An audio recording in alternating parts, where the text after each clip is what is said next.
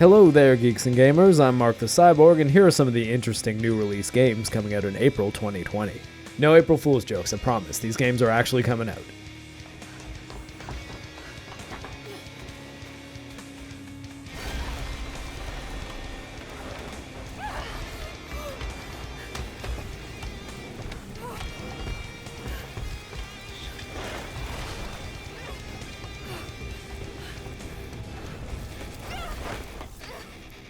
Hot on the heels of the stunning remake of Resident Evil 2, Capcom is giving us another Resident Evil remake, a little over a year later. From a narrative standpoint, Resident Evil 3 has always been less a sequel to 2 and more of a side story, but that didn't stop it from carving out its own identity. As my Resident Evil best girl, Jill Valentine, you fight your way through Raccoon City, tangling with not only zombies, but the most iconic big bad in the whole series, Nemesis. Like Mr. X in Resident Evil 2, Nemesis will be hunting you throughout the entire game, but unlike our boy X, Nemesis is faster and you will be encouraged to fight him much more often, rather than just running away the second you hear stars. The game's pace and action quantity are apparently being ramped up over 2 across the board, which is also in line with the original, so while there will still be a fair amount of resource management and your shots will still count, you will be given more ammo and weapons to deal with the greater number of enemies, as well as a handy new dodge ability. I really love the Resident Evil 2 remake, and I'll definitely be playing Resident Evil 3, but I am a bit disappointed that Canadian model Julia Both is no longer playing Jill Valentine. She's been my #1 video game crush for like 15 years.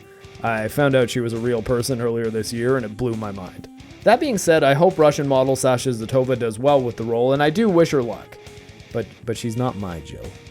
In addition to the campaign, the Resident Evil 3 remake also includes Project Resistance, which is a 4v1 asymmetrical multiplayer mode. The 4 survivors will play similarly to the way Jill does in the main game, only with unique abilities in order to encourage teamwork, but one player will take control of the mastermind, an evil genius who will be tasked with placing traps and enemies, as well as sometimes taking direct control over tyrants like Mr. X in order to thwart the player's escape. Multiplayer Resident Evil has always been hit or miss, but hopefully the fact that it's included with the base game rather than being its own separate product will give people the incentive they need to give it a shot and keep the community active for at least a little while.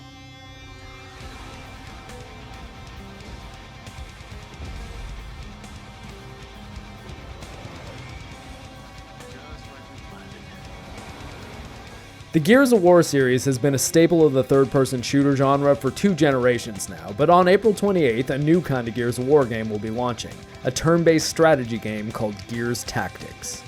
Gears Tactics appears to take a lot of cues from the XCOM franchise, and when you think about it, that's sort of a perfect fit. The stop-and-pop gameplay of the Gears of War shooters places a heavy focus on taking cover and unit positioning, which isn't too far removed from how the XCOM battles unfold. The apparently 40-hour campaign takes place 12 years prior to the original game, so if you're invested in the Gears of lore, you may not want to pass this one up, as it will certainly be loaded with Easter eggs, like the fact that the leader of your 4-man squad is the father of Gears 5 protagonist Kate Diaz. He also has a sweet white streak in his hair, which reminds me of Guts from Berserk, and Berserk might be my favorite thing ever.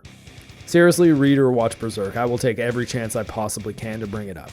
Sadly, if you're on Xbox One, you may have to wait, as the game is launching on PC first, with a console version coming out later in the year, though no specific release date has been announced as of yet. Even as the resident Geeks and Gamers PC Master Race evangelist, this strikes me as an odd move, as Gears of War is primarily an Xbox franchise, and unlike real-time strategy games, there's nothing which stops turn-based tactical strategy games from feeling totally serviceable on a console. Gears Tactics is coming to Steam, Windows 10 Store, and Game Pass on April 28th.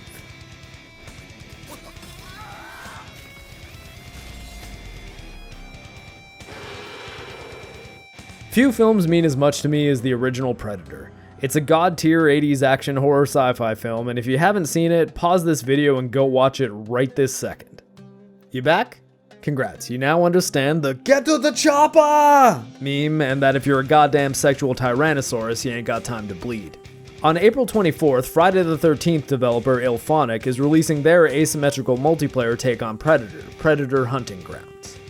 In Predator Hunting Grounds, you can control one of a 4-man team from a first-person perspective, tasked with surviving in the jungle and killing the Predator, or assume the role of the Predator itself in third person and hunt down the 4 players. I'm personally going to pass on this game for now, as the PlayStation version doesn't appear to perform very well, and the PC version is starting out as an Epic Games Store exclusive, and that's a store I refuse to patronize. However, I'd love to see a solid Predator game happen, so maybe in a year when it comes to other PC storefronts, or is ported to PS5 with better performance, I'll check it out. There will be crossplay between the PlayStation and PC versions, so as much as I dislike Epic, I will give them a bit of credit for pushing towards cross-platform play, both with this game and their silly game for babies and drunk 3PO.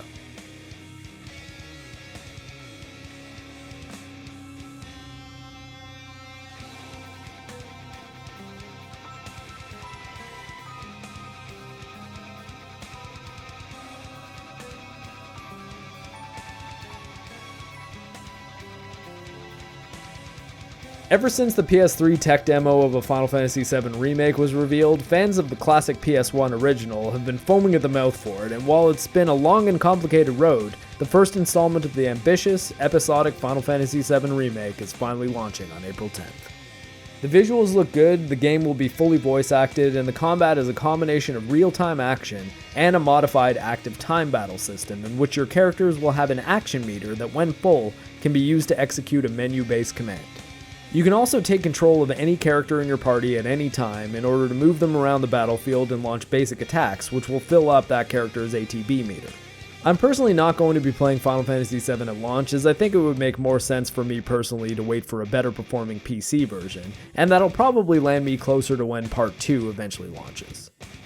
And if you think this will be a PS4 exclusive forever, I should remind you that Square Enix would port every Final Fantasy game to your toaster if it were possible.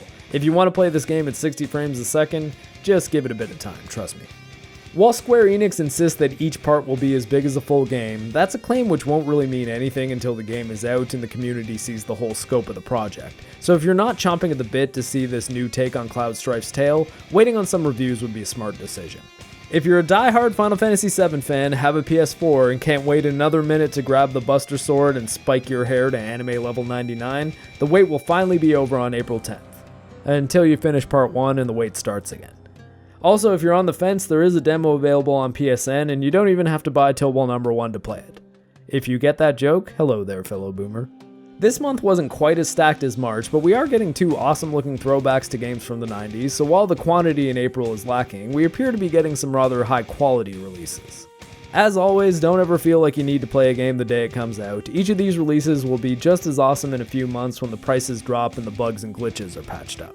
With that said, if you were curious about the new games coming out this month, I hope I've been entertaining and informative. For Gaming with Geeks, I'm MarcTheCyborg, and you are an incredibly intelligent human person.